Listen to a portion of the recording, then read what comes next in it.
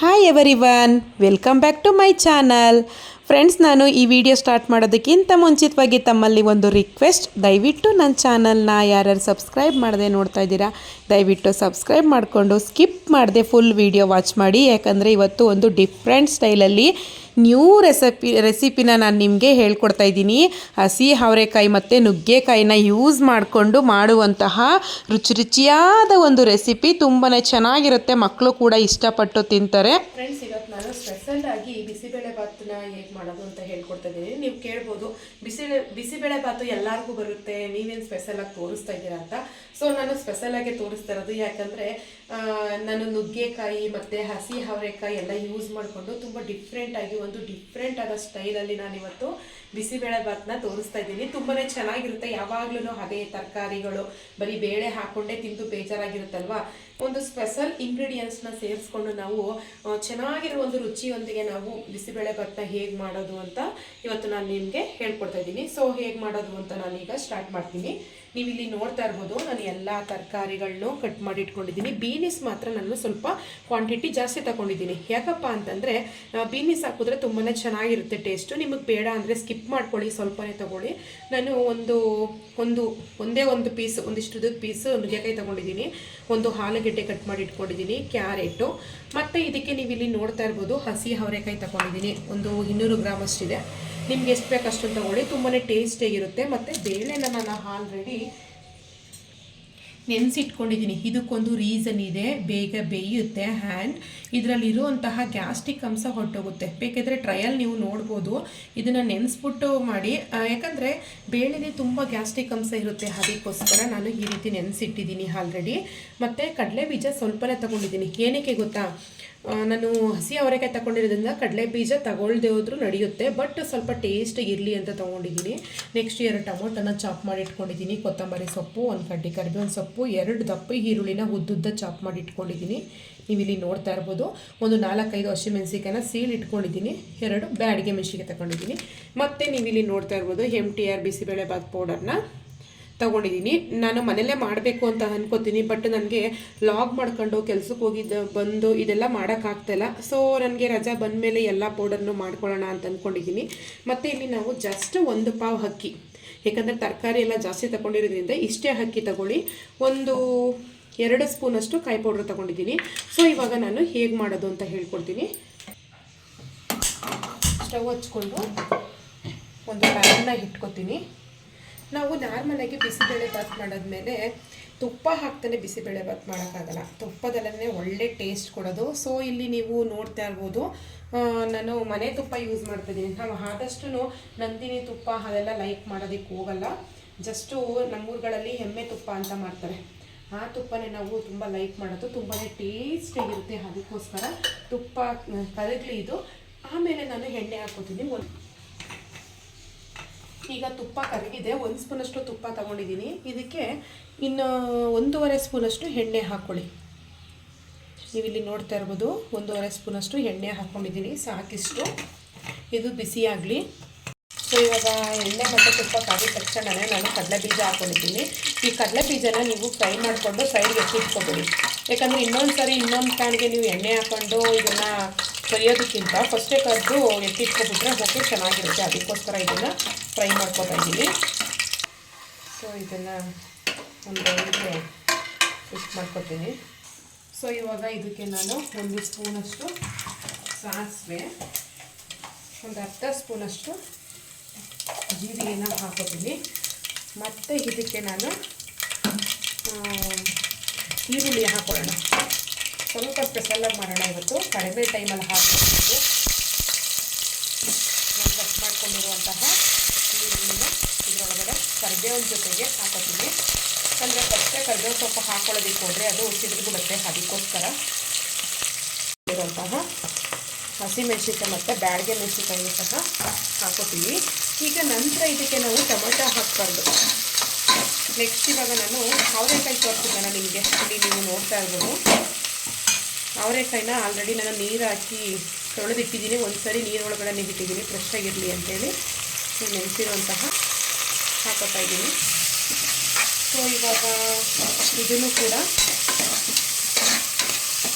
Fry ಇವಾಗ ನಾನು cut ಮಾಡ್ಕೊಂಡಿರೋಂಥ ತರಕಾರಿನ ಇದರೊಳಗಡೆ ಹಾಕೋತಾ ಇದ್ದೀನಿ. ತರಕಾರಿ ಹಾಕೊಳ್ಳೋಣ. ಮೊದಲು ನಾನು ಬೀನ್ಸು, ಇದ್ರ ಜೊತೆಗೇ ಕ್ಯಾರೆಟು ಮತ್ತು ನುಗ್ಗೆಕಾಯಿನ ಸಹ ಹಾಕೋತೀನಿ. ಮತ್ತು ಆಲೂಗೆಡ್ಡೆನ ಕೂಡ ಹಾಕ್ಕೊಂಡು ಸ್ವಲ್ಪ ಫ್ರೈ ಮಾಡ್ಕೊಳ್ಳೋಣ ಎಣ್ಣೆ ಜೊತೆಗೆ.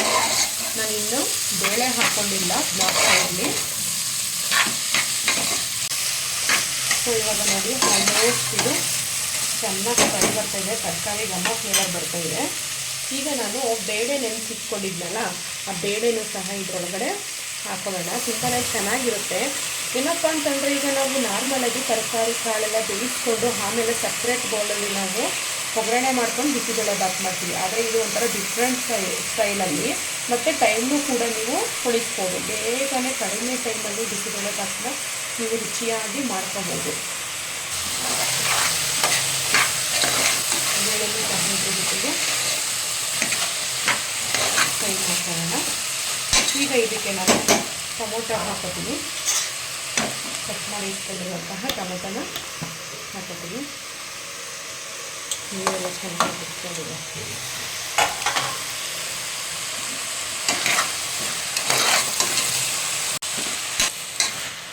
ಇವಾಗ ನೋಡಿ ಆಲ್ಮೋಸ್ಟ್ ಇದು ಫ್ರೈ ಆಗಿದೆ. ಈಗ ನಾನು ಹಿಂಗನ್ನ ಹಾಕೋತೀನಿ. ಹಿಂಗೆ ಹಾಕ್ಕೊಂಡು ನೆಕ್ಸ್ಟ್ ಇದಕ್ಕೆ ನಾನು ಇಲ್ಲಿ ನೋಡ್ತಾ ಇರ್ಬೋದು ಬೇಳೆದು ಅಕ್ಕಿನ ನಾನು ತೋರಿಸಿದ್ದೆ. ಅಕ್ಕಿ ತೊಳೆದಿರಲಿಲ್ಲ. ಈಗ ಅಕ್ಕಿಯೆಲ್ಲ ತೊಳೆದು ನೆನೆಸಿಟ್ಕೊಂಡಿದ್ದೀನಿ. ಅಂದರೆ 1 ಮಿನಿಟ್ ಇಷ್ಟು ಇಟ್ಟರೆ ಸಾಕು. ಈಗ ಅಕ್ಕಿ ತೊಳೆದಿಟ್ಕೊಂಡಿರುವಂಥ ಅಕ್ಕಿನೂ ಸಹ ಇದಕ್ಕೆ ಹಾಕ್ಕೊಳ್ಳೋಣ. ಇದನ್ನು ಮೊದಲು ಮಿಕ್ಸ್ ಮಾಡ್ಕೊಳ್ಳೋಣ, ಆಮೇಲೆ ಬಿಸಿಬೇಳೆ ಬಾತ್ಕೊಳ್ಳೋಣ ಹಾಕೊಳ್ಳೋಣ. ಸೊ ಈಗ ನಾನು ಮಿಕ್ಸ್ ಮಾಡೋದಕ್ಕಿಂತ ಮುಂಚಿತವಾಗಿ 1/4 ಸ್ಪೂನಷ್ಟು ಅರಿಶಿನ ಪೌಡರು, 1/4 ಸ್ಪೂನಷ್ಟು ಬೇಳೆ ಸಾಂಬಾರು ಪೌಡರು, ನೆಕ್ಸ್ಟು ನಾನು ಬಿಸಿಬೇಳೆ ಬಾತ್ ಪೌಡರು, ಇದಿಷ್ಟನ್ನು ಕೂಡ ಮಿಕ್ಸ್ ಮಾಡ್ಕೊತೀನಿ. ಈಗ ತರಕಾರಿ ಜೊತೆಗೆ ಅಕ್ಕಿ ಮಸಾಲೆ ಎಲ್ಲ ಮಿಕ್ಸ್ ಹಾಕ್ಬಿಟ್ಟು ಅತಿ ಚೆನ್ನಾಗಿ ಮಿಕ್ಸ್ ಮಾಡ್ಕೊಳ್ಳೋಣ. ಸೊ ಘಮ ಫ್ಲೇವರ್ ಅಂತ ಸಾಕಾಗಿ ಬರ್ತಾಯಿದೆ.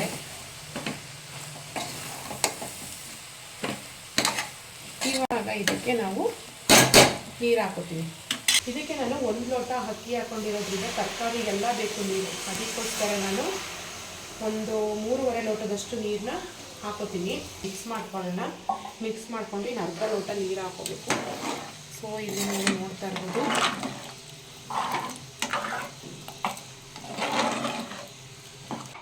ಈಗ ನೀರೆಲ್ಲ ಹಾಕ್ಕೊಂಡಿದ್ದೀನಿ.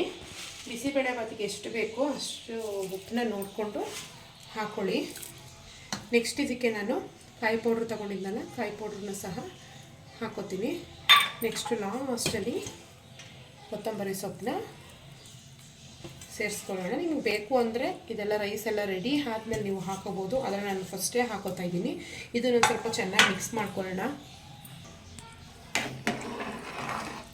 ಸೊ ಇವಾಗ ಎಲ್ಲ ರೆಡಿ ಮಾಡಾಯಿತು. ಇನ್ನು ವಿಸಲ್ ಹಾಕಿ ಉಪ್ಪಿಸ್ಕೊಳ್ಳೋದಷ್ಟೇ. ಕ್ಲೋಸ್ ಮಾಡಿ ವಿಸಲ್ ಹಾಕಿ 1-2 ವಿಸಲ್ ಸಾಕು. ಯಾಕಂದರೆ ತರಕಾರಿ ಬೇಯಬೇಕಲ್ಲ, ಅದಕ್ಕೋಸ್ಕರ. ಅಕ್ಕಿ ಸ್ವಲ್ಪ ಜಾಸ್ತಿ ಬೆಂದ್ರೂ ಏನೂ ಆಗೋಲ್ಲ. ಬಿಸಿಬೇಳೆ ಬಾತ್ ತುಂಬಾ ಚೆನ್ನಾಗಿರುತ್ತೆ. 1-2 ವಿಸಲ್ ಕೂಡಲೇ ಪರ್ಫೆಕ್ಟಾಗಿ ರೆಡಿ ಆಗುತ್ತೆ.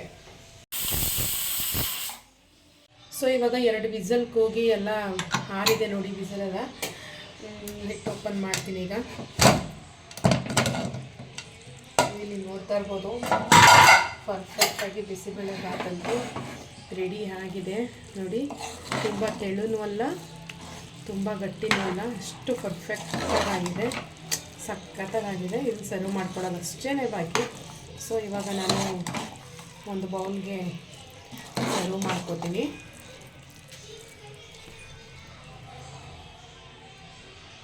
ನೋಡಿ ಎಷ್ಟು ಚೆನ್ನಾಗಾಗಿದೆ.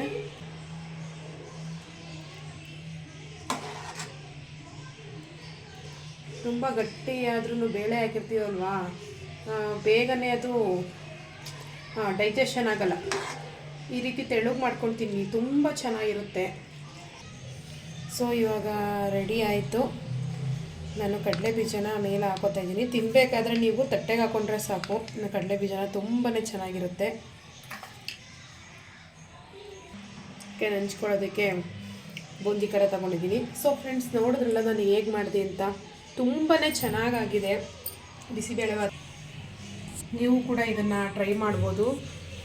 ನೋಡಿ ಎಷ್ಟು ಚೆನ್ನಾಗಾಗಿದೆ, ತುಂಬ ತೆಳುನೂ ಅಲ್ಲ ತುಂಬ ಗಟ್ಟಿನೂ ಅಲ್ಲ, ಅಷ್ಟು ಸಖತ್ತಾಗಿದೆ. ನೀವು ಕೂಡ ನಿಮ್ಮಲ್ಲಿ ಟ್ರೈ ಮಾಡ್ಬೋದು. ನುಗ್ಗೆಕಾಯಿ ಮತ್ತು ಹಸಿ ಅವರೆಕಾಯಿನ ಯೂಸ್ ಮಾಡಿಕೊಂಡು ಬಿಸಿಬೇಳೆಭಾತನ್ನ ನೀವು ಟ್ರೈ ಮಾಡ್ಬೋದು. ಓಕೆ ಫ್ರೆಂಡ್ಸ್, ನಾನು ಈ ವಿಡಿಯೋನ ಈಗ ಎಂಡ್ ಮಾಡ್ತಾಯಿದ್ದೀನಿ. ಹೇಗಿತ್ತು ಅಂತ ಕಾಮೆಂಟ್ ಮಾಡಿ. ಓಕೆ, ಬಾಯ್.